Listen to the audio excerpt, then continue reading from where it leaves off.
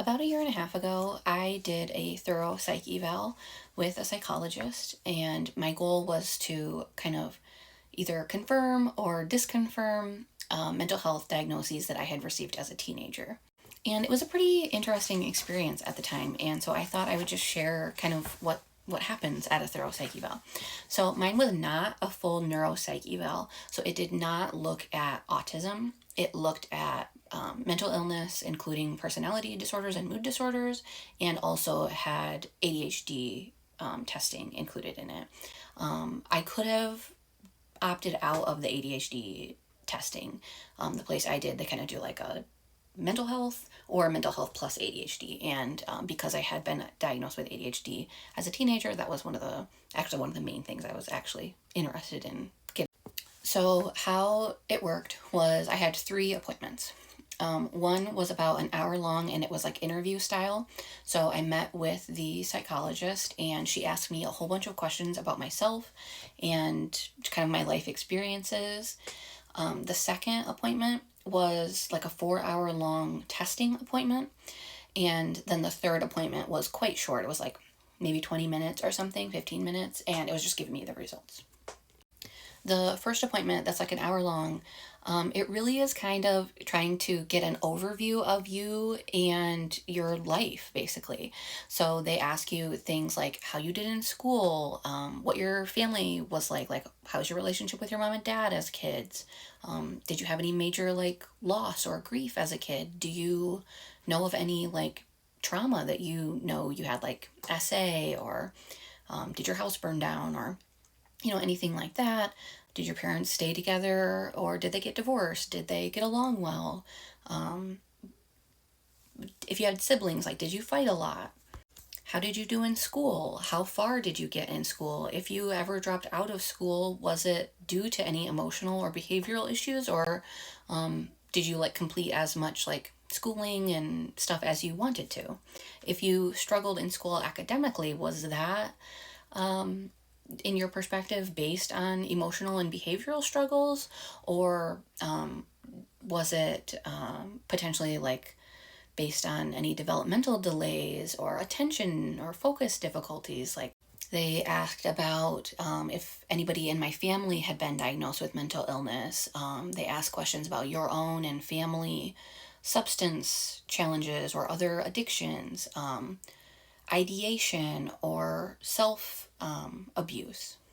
They asked about my perception of my own ability to organize and remember things and stay on track, and things like if I keep up with like chores at home well, or if I'm messy or disorganized, how well I sleep, or how much I worry, just really a whole bunch of things. If you have close friends, or how many friends you have, if you have close relationships with, like, kind of just what does your support system look like? Do you have hobbies that you engage in as far as like really productive self-care, not in the necessarily in the sense of like pampering yourself, but like, do you have a hobby that you engage with? Do you have things that you're passionate about in life that you engage with that aren't just like work and dinner and kind of the absolute essentials of life?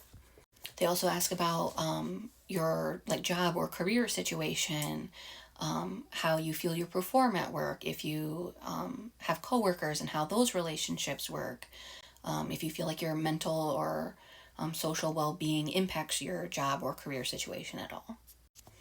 And for this appointment, we weren't married yet, but my husband came with me, and that was like very welcomed, and like he was able to give his like perception of my like personality and how I function and things like that, and would just kind of help remind me of things when I was like nervous and forgetting or whatever.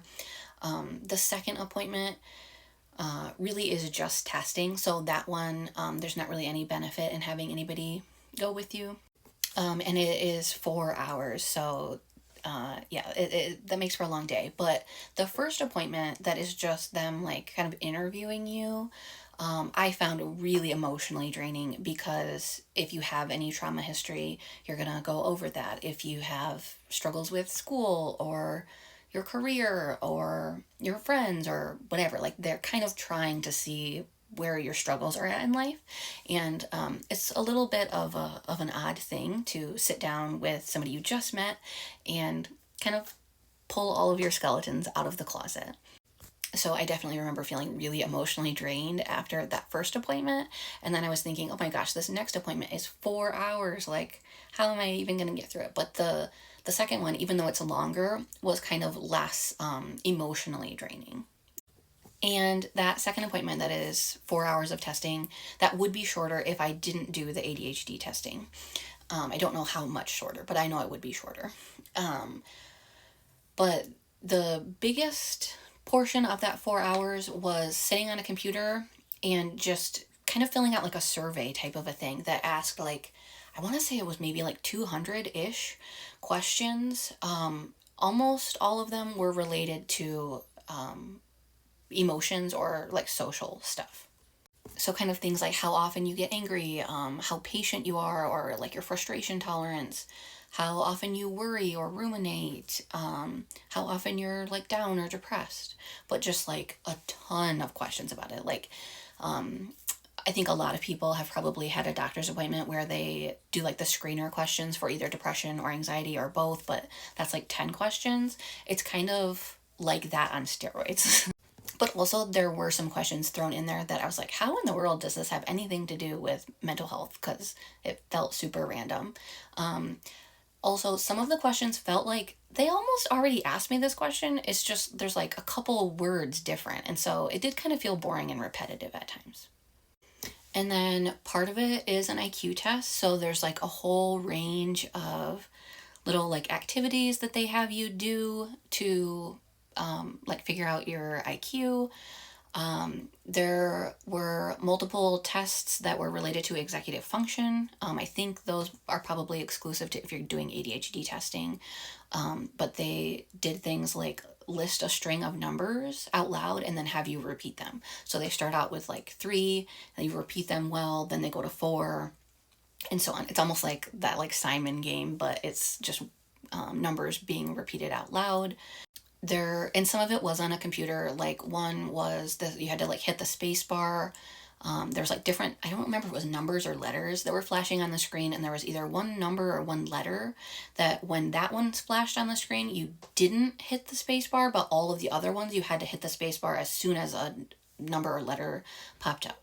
And so that was definitely an ADHD test. That one was on a computer, but most of them were like either physical, like one had like blocks that you had to like, they showed you an arrangement of the blocks, and then you, as quickly as you could, you had to arrange your blocks to match the picture.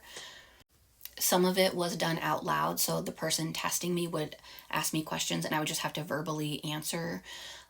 Some of those were questions that like pretty clearly like correlated to different like high school subjects or like kind of basic education subjects. Like they asked me like, what was MLK known for, and what was the Cold War about? I have paperwork from this that shows a list of the clinical tests that I did as part of this, and you can like Google these, and for a lot of them you can like learn more about what these different tests are.